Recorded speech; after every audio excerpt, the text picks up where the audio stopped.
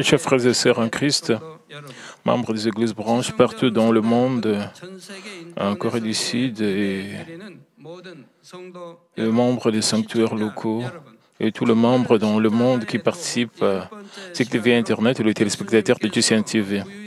J'expliquerai pourquoi Jésus a été placé dans une crèche dans la 10e session sur le série des sermons intitulé Le message de la croix.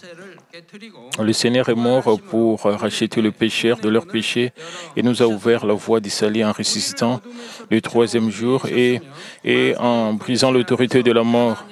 Il nous a fait passer de ténèbres à la lumière, nous a conduits de l'autorité du diable aux côtés de Dieu et nous a guidés de l'enfer au royaume des cieux, jusqu'à ce qu'il accomplisse le salut. Toute la vie de Jésus était accomplie par la providence de Dieu selon les règles strictes du monde spirituel.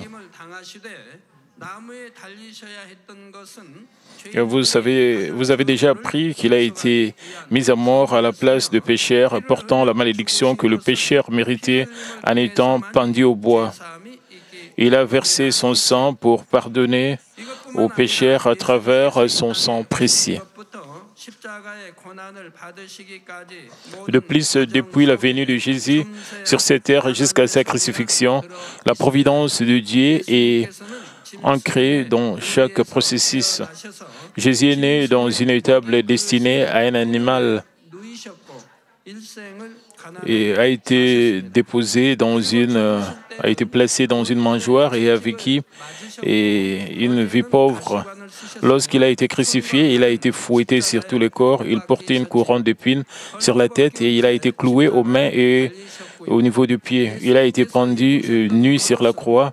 Le vêtement qu'il portait fut divisé en 4 morceaux par les soldats romains et sa tunique fut tirée au sort par un soldat.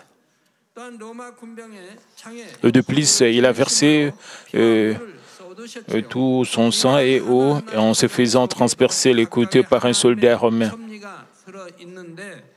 La providence de Dieu est contenue dans chacun de ces processus et c'est la grâce et la faveur de Dieu ainsi que la providence qui nous bénissent. Lorsque nous acceptons avec foi les bénédictions contenues dans sa providence, nous pouvons en profiter dans nos vies.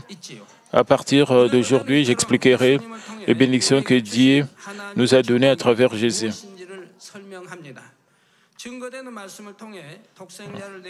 J'espère que vous comprenez clairement l'amour de Dieu, le Père qui a donné son Fils unique et l'amour du Seigneur qui a tout sacrifié pour le pécheur.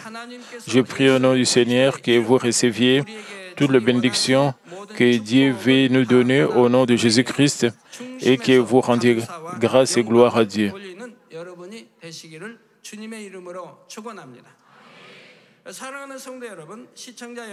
Chers frères et sœurs en Christ, chers téléspectateurs, le passage biblique d'aujourd'hui parle de la naissance de Jésus. La Vierge Marie qui a porté Jésus par la puissance du Saint-Esprit est allée à Bethléem avec son mari Joseph. À cette époque-là, tout le logement à Bethléem était rempli, était plein et il n'y avait plus de place. Ainsi, Marie a accouché dans l'étable d'une auberge, puisqu'il n'y avait pas de place pour coucher Jésus, qui était émailloté. Il a été couché dans une mangeoire, qui est un récipient qui contient la nourriture pour les animaux. Normalement, le bébé naît dans une pièce douillette et sont allongés sur un lit confortable. Autrefois, lorsque nous n'avions pas de lit, nous placions des couvertures épaisses et couchons les nouveau-nés sur cela. Mais pourquoi Jésus, le Fils unique du Dieu Tout-Puissant, est-il né dans une étable et couché dans une mangeoire? C'est aussi la providence de Dieu pour nous bénir. Et Ecclésiaste 3, 18 dit « J'ai dit à mon cœur au sujet des fils de l'homme que Dieu les éprouverait et que même verrait qu'ils ne sont que de bêtes. » Lorsque Dieu testait les hommes, il n'était pas différent des animaux.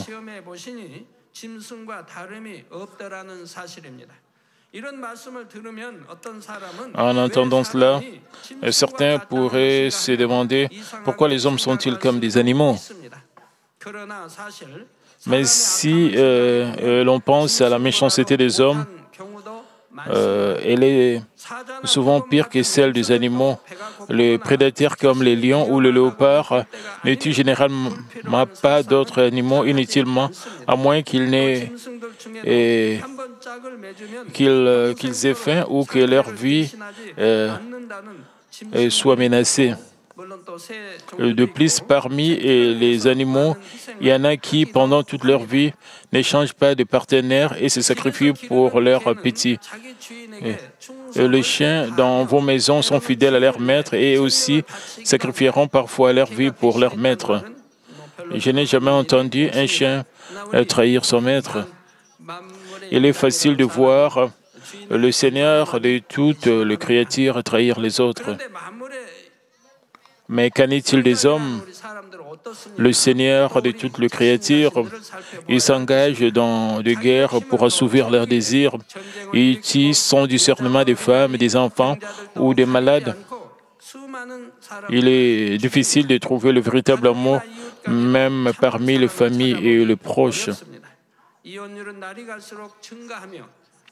Le taux de divorce est en constante augmentation et se poursuivent ou même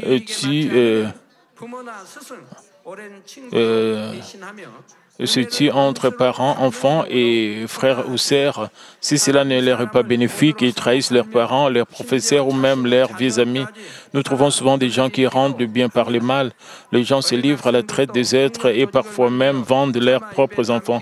Même les jeunes étudiants forment des gangs et font des choses dont nous ne pouvons même pas parler. Chaque jour, dans l'actualité, nous entendons tant de choses misérables et qui ne sont même pas imaginables. Au vu de toutes ces choses, nous ne pouvons pas dire que les hommes sont meilleurs que les animaux. À l'origine, Dieu a créé les hommes selon sa bonne et sainte image. Mais après la chute d'Adam, les hommes sont devenus pécheurs et ont perdu la bonne image de Dieu. Leur esprit est mort et ils sont arrivés à vivre uniquement avec une âme et un corps. Ils sont donc devenus comme des animaux qui n'ont qu'une âme et un corps. Alors que leur cœur était souillé par de plus en plus de péchés, suivant leurs convoitises et leurs désirs, ils sont arrivés à commettre de nombreuses sortes de péchés. Comment un homme comme celui-ci est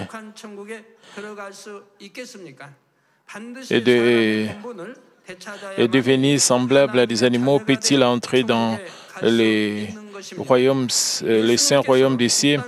Ils ne pourront entrer dans le royaume des cieux que lorsqu'ils retrouvent leur devoir d'homme et deviendront les enfants de Dieu.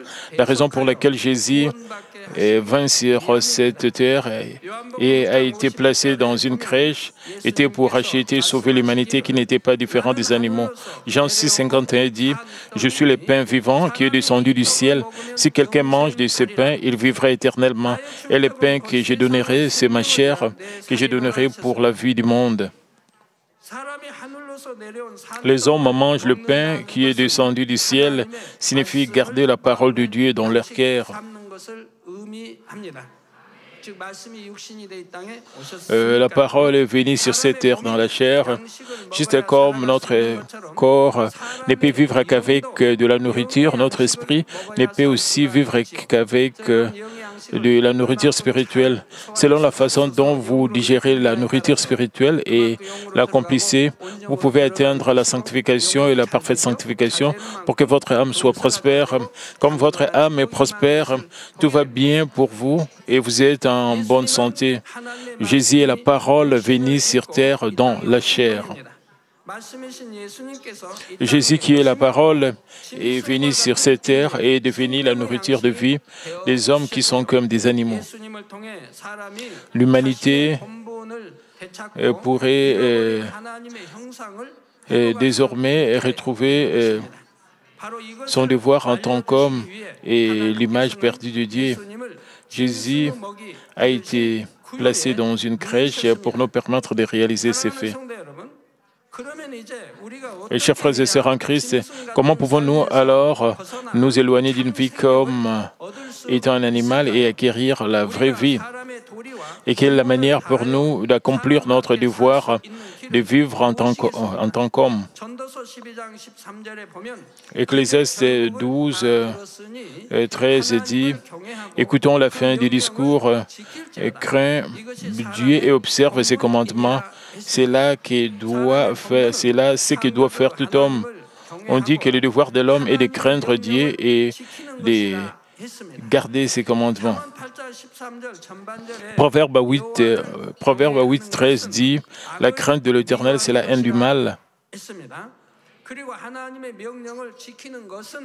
Garder le commandement de Dieu, c'est garder le commandement mentionné dans la Bible, la parole de Dieu.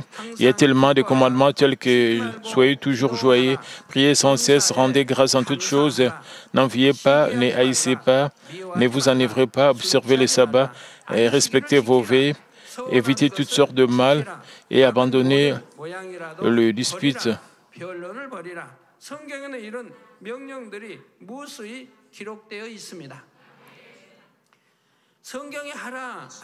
Nous ne devrions pas faire ce qu'il ne faut pas faire et faire ce qu'il faut faire, garder ce qu'il faut garder et nous débarrasser de ce dont nous devons nous débarrasser, comme cela est mentionné dans la Bible.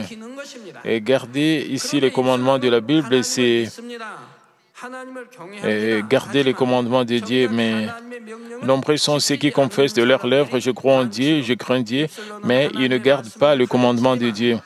Il y a aussi des gens qui enseignent la parole de Dieu, mais eux-mêmes ne respectent pas la parole de Dieu.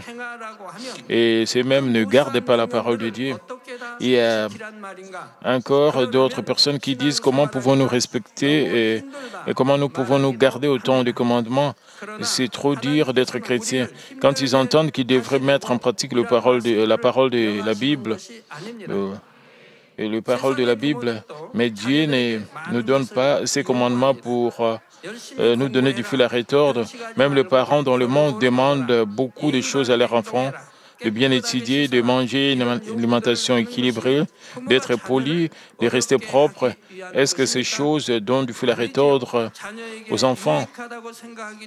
Bien sûr que non. Les parents demandent des choses pour le bien de leurs enfants. C'est seulement parce que vous aimez vos enfants que vous ne pouvez pas leur apprendre en leur disant « étudier est difficile, alors jouer simplement. Il est fastidié de nettoyer la maison, alors laissez-la rester sale. » Vous ne pouvez pas dire par commodité que vous ne leur enseignerez pas en disant vous n'êtes pas obligé de prendre une douche tous les jours, faites-le de temps en temps. Vous pouvez simplement vous laver les mains et le pied une fois par jour. Au lieu de cela, vous dites, faites attention à la circulation, regardez à gauche et à droite, respectez le fait de circulation.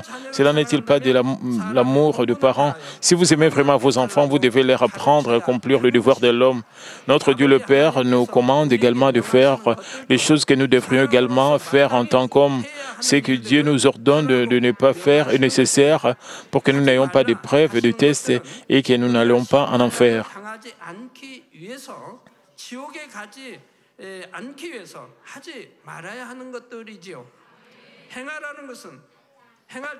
Ce qu'il nous dit de faire est nécessaire pour que nous puissions recevoir des bénédictions et des réponses et enfin aller au royaume des cieux.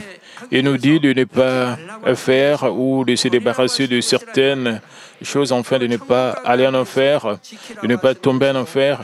Il nous dit de faire et d'observer certaines choses, enfin d'entrer dans le royaume des cieux. Et il nous dit de retrouver l'image perdue du Père. De cette façon, nous pouvons également recevoir des bénédictions, de la richesse, être en bonne santé et d'autres bénédictions. Même vos enfants obéissent à vos paroles si vous aiment et vous font confiance. De la même manière, si vous aimez Dieu qui nous a donné un si grand amour, et le Seigneur et qui a été crucifié pour nous, alors il ne nous est pas difficile d'obéir aux paroles de Dieu.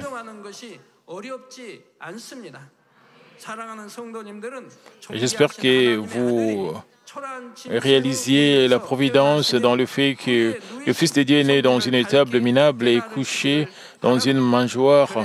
De cette façon, j'espère que vous craignez Dieu du plus profond de votre cœur et que vous récupérez complètement l'image perdue de Dieu. Chers frères et sœurs en Christ, Jésus est le roi des rois et le Seigneur des seigneurs, et il ne fait qu'un avec Dieu le Créateur. Jean 1:3 déclare « Toutes choses ont été faites par elle, et rien de ce qui a été fait n'a été fait sans elle. » Jean 3:35 dit « Le Père aime le Fils et a tout remis entre ses mains. »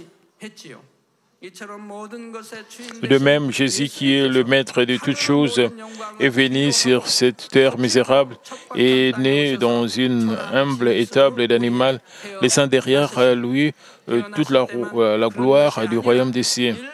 Non seulement à sa naissance, mais tout au long de sa vie, il a vécu dans la pauvreté. Nous avons des maisons louées ou d'autres maisons, mais lui n'avait même pas de maison où vous pouvez louer. Et comme lui dit Matthieu 8:20, Jésus lui répondit, « Les renards ont des tanières et les oiseaux du ciel ont des nids, mais le Fils de l'homme n'a pas où reposer sa tête. » Il s'est déplacé ici et là sans foyer permanent, sans maison permanente pour prêcher l'Évangile et guérir les malades. Parfois, il avait soif, faim ou était fatigué, mais il prêchait la parole sans se reposer. Ce n'est pas parce qu'il n'avait pas la capacité de mener une vie riche. Jésus a changé du vin en eau et a accompli un miracle en nourrissant plus de 5000 personnes avec seulement 5 pains et 2 poissons. Puis, en prenant 12 paniers et de ce qui restait. De plus, comme il avait ordonné, lorsque Pierre attrapa un poisson, une pièce de monnaie était dans la bouche du poisson. Et s'il avait utilisé sa puissance pour lui-même, il aurait pu mener une vie bien plus qu'une vie riche. Mais quelle est la raison pour laquelle il a mené une vie pauvre? 2 Corinthiens 8:9 dit « Car vous connaissez la grâce de notre Seigneur Jésus-Christ, qui, pour vous, s'est fait pauvre des riches qu'il était, afin que par sa pauvreté, vous fussiez enrichis. » Jésus a souffert de la pauvreté pour nous donner la bénédiction de la richesse. Dès le début, les hommes n'étaient pas pauvres. Lorsqu'ils étaient dans le jardin d'Éden, lorsqu'ils étaient dans le jardin d'Éden, tout était abondant et la terre produisait des riches fruits, de sorte qu'ils pouvaient simplement manger les fruits des arbres. Mais après la chute d'Adam, tout fut maudit avec les hommes et la terre commença à produire des épines et des chardons, afin que les hommes puissent gagner leur nourriture par le travail et la sueur. La raison pour laquelle l'humanité est arrivée à souffrir de pauvreté et à cause du péché, c'était à cause du péché d'Adam. Bien sûr, être pauvre en soi n'est pas un péché, mais cela fait quand même partie de la malédiction et qui nous est tombée dessus à cause du péché d'Adam. Par conséquent, Jésus a vécu dans la pauvreté pour racheter les hommes de leur pauvreté, afin que nous puissions jouir de la richesse. Puisque la pauvreté n'est pas un péché, notre Seigneur n'a pas eu besoin de verser son sang pour nous en racheter. Au lieu de cela, notre Seigneur est né et a vécu une vie dans la pauvreté pour racheter de la pauvreté. Mais si c'est un péché, il doit y avoir effusion de sang. Le salaire du péché, c'est la mort, et c'est seulement par le sang que les péchés peuvent être pardonnés. C'est pourquoi notre Seigneur, qui n'avait ni péché originel, ni péché volontaire, a versé son sang précieux. Il porta la couronne d'épines pour nous pardonner nos péchés commis en pensée. Il a été cloué au niveau des mains et des pieds, et tenu, a été fouetté sur tout son corps et a également versé tout son sang en étant percé dans son côté pour nous pardonner tous nos péchés. Mais certaines personnes disent qu'il n'est pas juste de demander à Dieu de bénédictions matérielles. Mais dans la Bible, il y a de nombreuses promesses selon lesquelles Dieu nous rendra riches. De plus, ceux qui craignent Dieu obéissent à ses paroles, comme Abraham, le patriarche de la foi, le père de la foi, Isaac, Jacob, Joseph et Daniel menaient une vie abondante et bénie. Nous devrons également pouvoir jouir de la bénédiction, de la richesse par la grâce du Seigneur qui nous a rachetés de la pauvreté. Nous pouvons rendre gloire à Dieu lorsque nous sommes suffisamment riches. Si nous disons être pauvres, si vous croyez en Jésus-Christ, vous recevrez des bénédictions. Alors qu'il dirait, celui qui écoute, il dirait, vous recevez d'abord les bénédictions. Si vous dites être malade, vous serez guéri lorsque vous accepterez le Seigneur. Il dirait, vous pouvez d'abord être guéri, vous ne pouvez pas rendre gloire à Dieu comme cela. Bien sûr, nous ne devons pas demander nos propres désirs, mais seulement la gloire de Dieu.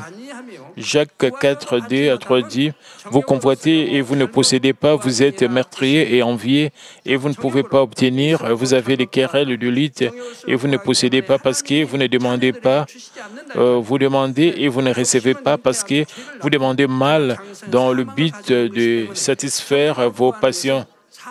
Vous demandez vos désirs avec de mauvaises motivations. Dieu ne donne pas à ses enfants parce qu'ils demandent à réaliser leurs mauvaises intentions. Puis, quand la convoitise a conçu, elle enfante le péché. Quand le péché est accompli, et cela entraîne la mort. Donc, Dieu ne donne pas parce que vous demandez avec votre convoitise, demandez avec notre convoitise le chemin de la mort. C'est pourquoi je vous dis toujours de vous débarrasser de tout mal et d'atteindre la sanctification. Si vous atteignez la sanctification et que votre âme est prospère, tout ira bien pour vous et vous serez en bonne santé. Mais alors, cela signifie-t-il que vous ne pouvez pas recevoir de bénédiction avant d'atteindre la sanctification? Pas du tout. Même si vous êtes au premier, deuxième ou troisième niveau de la foi, si vous aspirez à atteindre la sanctification, à l'atteindre, Dieu vous donne de bénédictions, il vous donne la force d'atteindre la sanctification ainsi que de bénédictions. Si vous atteignez la sanctification, les bénédictions vous seront données très rapidement. Si vous atteignez la parfaite sanctification, les bénédictions seront encore plus rapides et plus grandes. Si vous avez la foi, comment allez-vous dépenser votre argent après avoir reçu des bénédictions financières? Vous ne vous livrerez pas au luxe, mais aiderez les orphelins, les veuves, accomplirez des œuvres et bâtirez des églises. Vous l'utiliserez pour sauver des âmes. Vous pouvez rendre gloire à Dieu en recevant de bénédictions. Vous pouvez rendre à Dieu de bénédictions que vous avez réussi afin d'accumuler davantage de bénédictions dans le royaume des cieux. Chers frères et sœurs, Matthieu 7 à 11 dit, demandez, l'on vous donnera, cherchez, vous trouverez, frappez, l'on vous offrira, car quiconque demande reçoit, celui qui cherche trouve, et l'on ouvre à celui qui frappe. Lequel de vous donnera une pierre à son fils s'il demande du pain, ou s'il demande un poisson, donnera-t-il un serpent? Si donc méchant que vous l'êtes, vous savez donner des bonnes choses à vos enfants, à combien plus forte raison votre Père qui est dans le ciel donnera-t-il de bonnes choses à ceux qui le lui demandent? Il y a de nombreuses paroles de bénédiction dans l'Ancien Testament et le Nouveau Testament. Alors, avez-vous gardé ces paroles en tête? Vous devez les garder dans votre cœur afin de savoir comment recevoir des bénédictions. Par exemple, connaissez-vous cette parole? Demandez et l'on vous donnera. Oui, c'est vrai. Dieu vous les donnera lorsque vous demanderez, prierez aussi. Cherchez, vous trouverez. Alors, qu'y a-t-il à voir? Que devez-vous chercher? Qu'est-ce qui vous sera donné? Vous devriez savoir toutes ces choses. Frappez à la porte et on vous ouvrira. Alors, à quel genre de porte devez-vous frapper? Un portail d'une maison. Quelle est la signification spirituelle de cette porte?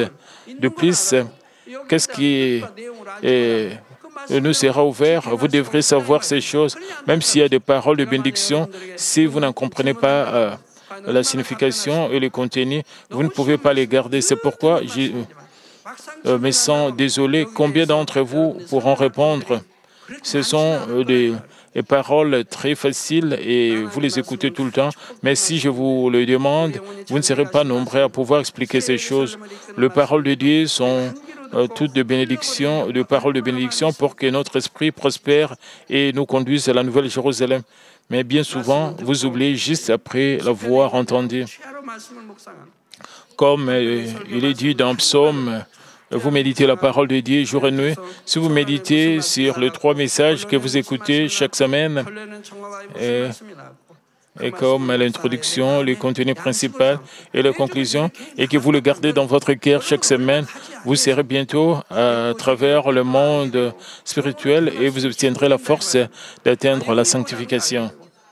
Vous comprendrez, vous allez comprendre ce qu'est la sanctification et comment l'atteindre plus rapidement.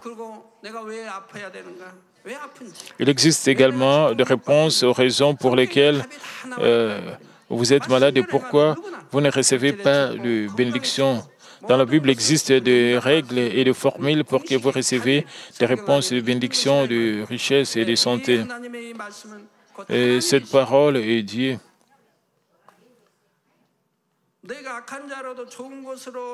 Si donc, méchant comme vous l'êtes, vous savez donner de bonnes choses à vos enfants, à combien plus forte raison votre Père qui est dans le ciel donnera-t-il de bonnes choses à ceux qui les lui demandent?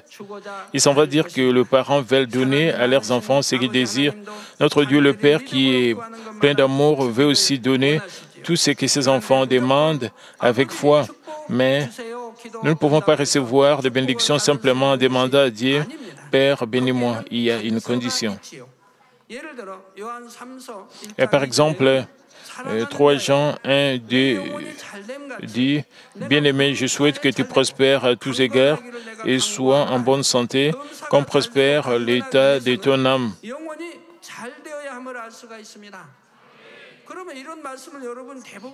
La plupart d'entre vous connaissent ces versets.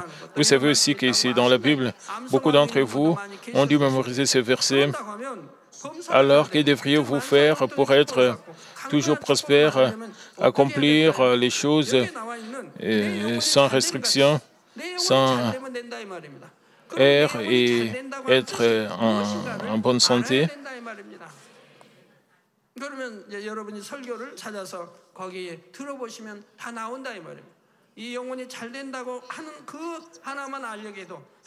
Et comme il est dit, comme prospère l'état de ton âme, l'état de votre âme doit prospérer. Ensuite, vous devrez savoir ce que signifie le fait que l'état de votre âme prospère. Vous devez rechercher les cassettes de sermons et les écouter. Juste pour savoir ce que signifie votre âme prospère, cela prendrait un sermon d'une heure, ou pour expliquer avec plus de détails, les sermons dureraient plusieurs heures. Ainsi, vous comprenez ce que signifie, comme prospère l'état de votre âme, et agissez en conséquence, vous serez en bonne santé et tout ira bien pour vous. Ici, comme prospère l'état de votre âme, signifie retrouver l'image perdue de Dieu en vivant selon la parole de Dieu en bref. Mais en plus, vous devrez écouter un sermon complet. De plus, Deutéronome 28 dit, « Voici toutes les bénédictions qui se répandront sur toi et qui seront ton partage lorsque tu obéiras à la voix de l'Éternel ton Dieu. Ceux qui obéissent ainsi aux paroles de Dieu, ils seront bénis, qu'ils entrent ou qu'ils sortent. Ils ne prêteront et n'emprunteront à personne. Ils constitueront la tête, ils seront la tête et pas la queue. Ils seront toujours en haut, pas en bas. » Galates 6 et 7 dit, « Ne vous y trompez pas, on ne se moque pas de Dieu, et ce qu'un homme aura semé, il le moissonnera aussi. » Si vous essayez de récolter sans s'aimer, vous violez la loi de Dieu et vous vous moquez de Dieu. Quand les agriculteurs cultivent, s'ils sèment des haricots, ils récoltent des haricots. S'ils sèment du riz, ils récoltent du riz. De plus, 2 Corinthiens 9, 6 à 7 dit, « Sachez-le, celui qui sème paix moissonnera paix, et celui qui sème abondamment moissonnera abondamment.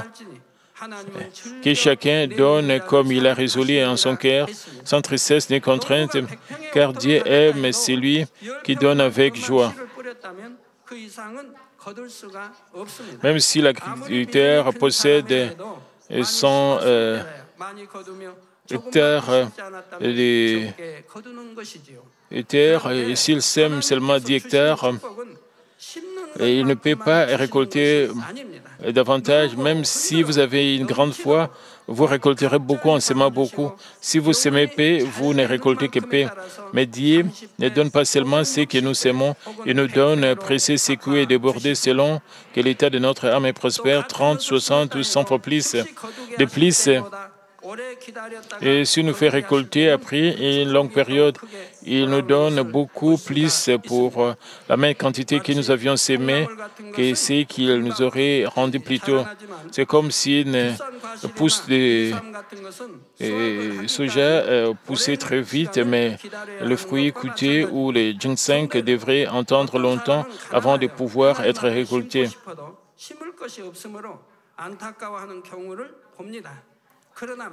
Mais les germes de soja poussent très vite et ne valent pas très grand. Ils sont très bon marché. De plus, la laitue pousse très bien. J'ai mangé de la laitue. Hier, ils ont été cultivés sur le toit de ma résidence ainsi que dans la maison de prière. Chers frères et sœurs, certaines personnes regrettent de n'avoir rien semé devant Dieu alors qu'elles veulent offrir, mais la règle selon laquelle ceux qui sèment beaucoup récoltent beaucoup ne concerne pas le montant, la quantité des offrandes. Ce n'est pas l'argent lui-même que Dieu reçoit, mais l'arôme de notre cœur qu'il contient. Dieu sait également avec quel genre de cœur nous l'offrons, avec combien d'amour et de foi. Marc 12 parle d'une veuve qui a donné deux petites pièces de cuivre. Jésus regardait les gens qui mettaient des offrandes dans les trésors et quand il vit la veuve qui donnait des petites pièces de cuivre, il lui fit des éloges pour avoir donné plus que tous les autres. Et il a dit, car tous ont mis de leur superflu, mais elle a mis de son nécessaire tout ce qu'elle possédait, tout ce qu'elle avait pour vivre.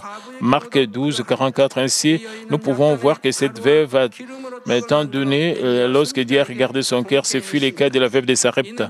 Elle fit cuire du pain avec le peu de farine et d'huile qu'elle avait et le donna à Élie.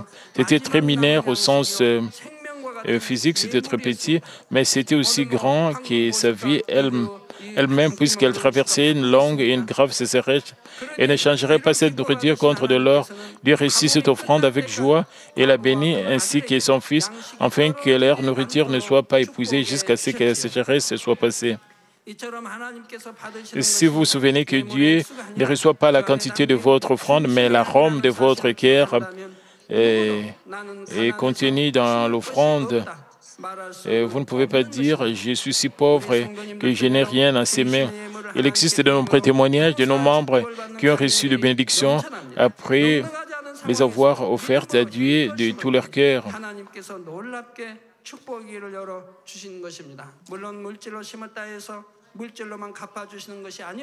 Et bien sûr, il ne donne pas seulement des bénédictions matérielles parce que vous semez de l'argent, mais s'il ne vous donne pas matériellement, la vraie bénédiction est la bénédiction de votre âme, car si l'état de votre âme prospère, tout ira bien pour vous et vous serez en bonne santé. Corneille, qui craignait Dieu et aidait beaucoup les pauvres, étant un gentil ou un païen, et reçut la bénédiction du salut de sa famille par l'intermédiaire de l'apôtre Pierre. Une femme appelée Dorcas, qui avait accompli de nombreuses bonnes œuvres et œuvres de charité, décéda mais a été ramenée à la vie par la prière. Les bénédictions spirituelles et matérielles sont accordées par Jésus-Christ non seulement à ce genre de personnes, mais aussi à tous ceux qui s'aiment avec foi. Permettez-moi de conclure le message. Chers frères et sœurs en Christ et chers téléspectateurs, aujourd'hui je vous ai parlé de la providence de Jésus placé dans une crèche et passant au travers de la pauvreté. La raison pour laquelle Jésus, le Fils du Dieu Tout-Puissant, est né dans une étable et a été couché dans une mangeoire destinée aux animaux et qu'il est devenu la nourriture de vie pour l'humanité qui n'est pas différente des animaux. Par cette grâce de Jésus, nous pouvons craindre Dieu et garder ses commandements, afin de pouvoir vivre comme un homme. Je suis tellement reconnaissant qu'après avoir accepté Dieu et le Seigneur, j'ai appris la vérité et vécu une vie d'homme. Si je n'avais pas connu cette vérité ou accepté notre Seigneur, j'aurais vécu comme les gens du monde. Je me serais mis en colère et j'aurais été rempli de ressentiments sales et mauvais dans mon cœur. Mais notre Dieu et Seigneur m'a permis de me débarrasser de toutes ces choses. La parole de vérité et de vie m'a fait naître de nouveau et m'a changé pour faire de moi ce que je suis aujourd'hui. De plus, c'est la raison pour laquelle Jésus, le Maître de toutes choses, a mené une vie pauvre sur cette terre, était pour nous rendre riches. J'espère que vous allez réaliser cette providence et que vous allez retrouver tous les devoirs de l'homme et vous allez demeurer dans la grâce du Seigneur qui nous a rachetés de la pauvreté. Je prie au nom du Seigneur que vous recevez de bénédictions à la fois spirituelles et matérielles et que vous rendez grandement gloire à Dieu. Je prie cela au nom de notre Seigneur. Prions tous concernant ce message. Père éternel, merci encore pour ce message concernant le message de la croix. Permets que nous puissions vraiment bien comprendre ce message, que nous puissions comprendre la grâce de notre Seigneur qui a vécu dans la pauvreté pour que nous soyons riches, Père. Permets que nous puissions comprendre pourquoi notre Seigneur a été placé dans une mangeoire, Père. Et notre Seigneur a laissé toute la gloire céleste. Il est descendu sur terre pour ouvrir la voie du salut pour nous racheter. Permets que nous puissions réaliser cela, que nous puissions garder tes commandements, que nous puissions retrouver l'image perdue de Dieu, que nous puissions nous débarrasser de tout ce qui est péché, de tout ce qui est ténèbres. Père, aide-nous à marcher dans la vérité, dans la lumière, à marcher dans les commandements, à garder tes commandements. Père, nous voulons te glorifier, nous voulons te plaire dans notre vie, nous voulons suivre le désir du Saint-Esprit. Père, aide-nous, Père de gloire, Seigneur, à vraiment, Père de gloire, obéir, Père de gloire, Seigneur, à la voix du Saint-Esprit. Au nom du Seigneur Jésus-Christ, j'ai ainsi prié. Amen. Maintenant, nous allons recevoir la prière du pasteur principal pour le malade. Posez vos mains sur vos parties malades. Si vous n'êtes pas malade, posez vos mains sur votre cœur. Recevez cette prière avec foi. Alléluia, Dieu Tout-Puissant, Dieu d'amour. S'il te plaît, pose ta main sur tout le croyant qui reçoit cette prière maintenant.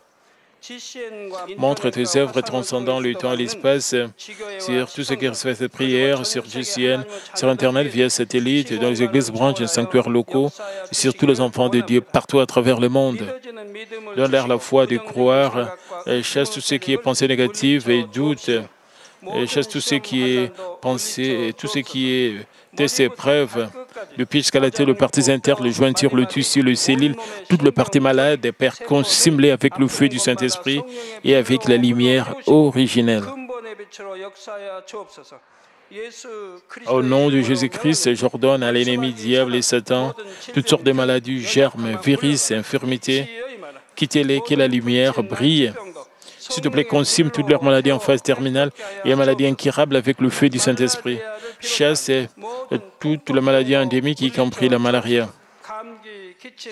Toutes les maladies contagieuses, telles que le rhume, la grippe et la fièvre, quittez-les. Protège-les de toutes sortes de germes et de virus. Et guérir de tout ce qui est cancer d'estomac, de poumons, des seins, d'intestin, sida, leucémie, apoplexie cérébrale, hypertension, hypotension, diabète, problèmes de thyroïde, de cœur, problèmes de poumons, maladies de femmes, toutes sortes d'inflammations, quittez-les.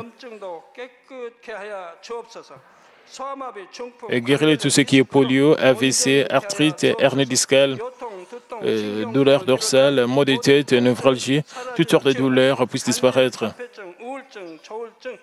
Épilepsie, autisme, dépression, névrose, autres maladies mentales, quittez-les. Toutes sortes de paralysies, et soient guéris, que les paralytiques se lèvent et marchent, que leurs yeux puissent voir, que les oreilles puissent bien entendre, que les aveugles voient, que les muets parlent, que les sourds entendent. Guéris tout ce qui est effet secondaire de toutes sortes d'accidents. Et guéris leurs os fracturés. Restaure tout ce qui est brûlure et permet que la station de chaleur puisse disparaître. Et Père, permet qu'il n'y ait pas de cicatrices qui restent. Et soyez purifiés de toute dépendance à la drogue, à l'empoisonnement et aux mauvaises substances. Que les tissus morts, les cellules mortes soient régénérés, ramènent les morts à la vie. Donne à tes enfants la bénédiction de la conception. Recevez la bénédiction de la conception. Au nom de Jésus-Christ, j'ordonne à l'ennemi diable et Satan, les principautés de la puissance de l'air et les mauvaises forces dans le ciel, dans le lieu céleste et leurs serviteurs. Tout ce qui est mauvais esprit, esprit tempère, esprit Il faut tout ce qui est esprit de séparation, toute force des ténèbres quitter, tout ce qui est chaîne de message soit brisé, ténèbres quitter, lesquelles la lumière brille. Père Dieu, donne l'air, la force d'escrire dans la prière et la puissance de rejeter le péché pour devenir sanctifié. Comme leur âme prospère, permet que tout marche très bien avec eux et que leur famille soit évangélisée. Protège-les de toutes sortes d'accidents et de désastres tout au long de cette semaine et bénis-les pour qu'ils puissent mener une vie prospère et sans aucun problème. Avec le feu ardent du Saint-Esprit, l'armée céleste et les anges, avec tous yeux enflammés, protègent tous leurs enfants, leurs familles et leurs lieux de travail et leurs affaires. S'il te plaît, permets aux étudiants de voir la sagesse et l'intelligence et donne-leur l'enthousiasme et la ferveur de bien étudier. Et Père, ne permets pas qu'ils puissent perdre leur cœur dans les choses mondaines, mais qu'ils puissent t'aimer avec plus de ferveur. Et que tes enfants mangent ou boivent, ou dans tout ce qu'ils feront, permet qu'ils puissent te glorifier, Père Dieu. Qu'ils soient capables de témoigner au sujet du Dieu vivant en disant « J'ai rencontré et expérimenté Dieu, j'ai reçu ses réponses et ses bénédictions. » Père Dieu, merci. Sois glorifié, toi seul. Au nom de notre Seigneur Jésus-Christ, j'ai ainsi prié. Amen.